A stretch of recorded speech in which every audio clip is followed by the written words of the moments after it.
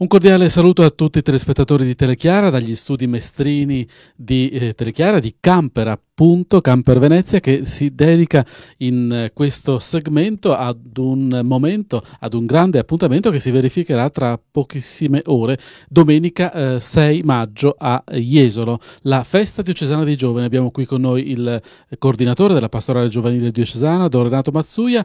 E allora, due parole intanto per presentare questo avvenimento, come siete arrivati, come vi siete preparati e che cosa succederà domenica 6 maggio a Jesolo. Domenica 6 maggio, One Way Jesus, Gesù, il senso unico della vita. E abbiamo preparato questa festa dei giovani triennale ormai da tanto tempo e ci attendiamo veramente tanti giovani per festeggiare insieme al patriarca nostro Signore. Sarà un'occasione veramente bella perché abbiamo così voluto che i ragazzi arrivassero preparandosi a questo appuntamento, preparandosi lungo una strada ideale, la strada della loro fede, sulla quale si sono trovati a camminare insieme a un uomo che poi via via hanno scoperto essere l'unico senso della loro vita, Gesù Cristo.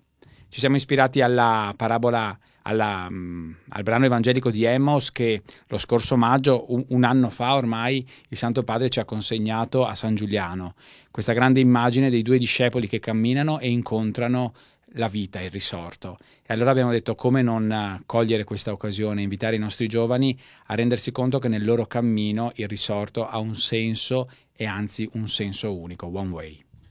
Siamo anche in queste ore all'ultima raccolta proprio in extremis delle iscrizioni, più o meno quanti giovani, tra l'altro giovani e giovanissimi dai 14 ai 30 anni per avere una fascia d'età, prevedete di avere a Jesolo, e come si svolgerà, come si articolerà la giornata? Le aspettative di numeri sono sempre difficili da definire e anche quest'anno abbiamo la conferma che i giovani decideranno probabilmente un paio di giorni prima se venire o meno. In realtà noi abbiamo già superato il 1.000.000 di iscrizioni, anche se l'obiettivo quest'anno sarebbe stato le 2.000 unità. Vedremo ormai in queste ultime ore quanto e quali ragazzi sceglieranno poi all'ultimo di iscriversi. Sono in realtà lo specchio di questa generazione, la generazione dell'ultimo minuto che non si fa afferrare da nessuno prima. Noi speriamo che anche nelle parrocchie, le varie comunità, i preti giovani, i parroci spingano i giovani per vivere un momento così importante insieme con il patriarca e con tanti altri giovani della diocesi. La giornata sarà una giornata ricchissima, loro sono invitati ad arrivare già alle 8:30 a Jesolo perché avvicineranno un po' il palazzetto lungo una breve strada, un breve tragitto che li vedrà proprio in cammino e che li prepara già nell'ordine della festa, che è quella di un grande percorso insieme. Alle 9 si arriverà e entrerà nella grande sala, nel parterre del Pala Arex, Pala Turismo di Jesolo, dove appunto ci sarà un'accoglienza e subito poi il lancio della festa e l'approfondimento teatrale preparato da un gruppo di giovani che ormai da mesi e mesi stanno elaborando un po' una attualizzazione della parabola dei discepoli di Emmaus.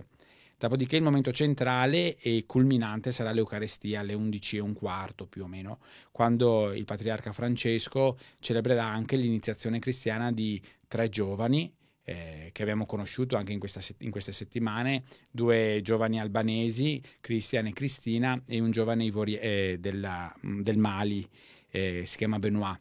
E poi ci sarà anche un giovane della Colombia che riceverà la cresima e la prima comunione. Questo sarà importante perché i giovani vedranno dei loro coetanei fare una scelta importante di fede, decidere per Cristo. Questo è il segno che vogliamo dare con il battesimo di questi giovani, il dare l'iniziazione cristiana, per interrogare i nostri giovani, coloro che il battesimo l'hanno già ricevuto da bambini, se veramente loro sarebbero in grado di fare una scelta così importante a 15, 16, 20 anni.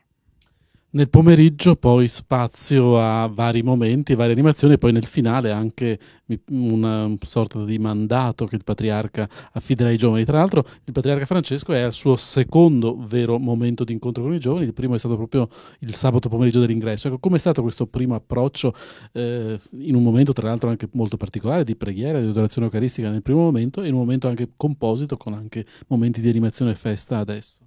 Certo, il momento dell'adorazione eucaristica per la sua entrata il 24 marzo scorso è stato essenzialmente e principalmente un momento di preghiera. Si è percepita al Sacro Cuore proprio l'unità dei giovani con il loro vescovo nella preghiera della Santissima Eucaristia. Evidentemente il momento non poteva essere però condiviso nell'ordinarietà, nell'incontro, perché poi quella giornata è stata una giornata frenetica fin dalle prime ore, lo sappiamo bene. Però è stata in qualche modo una promessa di rivederci, ed era proprio questo, ed è questo l'appuntamento in cui invece il patriarca potrà incontrare vis-à-vis quasi tutti i giovani. Infatti il pomeriggio, soprattutto nella prima parte, il momento degli stand e dei forum, vedrà proprio la possibilità dei giovani di vivere diverse esperienze all'interno di tutte queste esperienze associative, di movimento, di parrocchie che proporranno le loro iniziative, i loro progetti. Un momento, una sorta di fiera delle idee in cui ci si potrà scambiare, incontrare, salutarsi, vivere anche dei momenti gioiosi e di festa, e anche degli approfondimenti attraverso alcuni forum interessanti. E in quel momento il patriarca sarà in mezzo a loro, quindi girerà per gli stand, parteciperà con loro ai forum, scambierà, si farà fotografare, parlerà, li inviterà ai prossimi appuntamenti, e quindi è un momento preziosissimo in cui proprio il vescovo sta con i giovani e vive con loro il momento della loro ferialità. La conclusione poi della festa vedrà idealmente tanti percorsi che i giovani dovranno avere da percorrere davanti a sé. L'idea è questa: dopo l'esperienza degli stand loro riceveranno un biglietto con una sorta di destinazione, un profilo di viaggiatore che loro acquisiranno durante gli stand. In base poi a questo profilo del viaggiatore che ciascuno dei giovani avranno un po' un impegno su quale deve essere il percorso, il continuum del percorso che dovranno fare una volta tornati a casa. E qui il patriarca appunto li inviterà a essere fedeli al risorto e al fatto che lui cammina insieme con loro.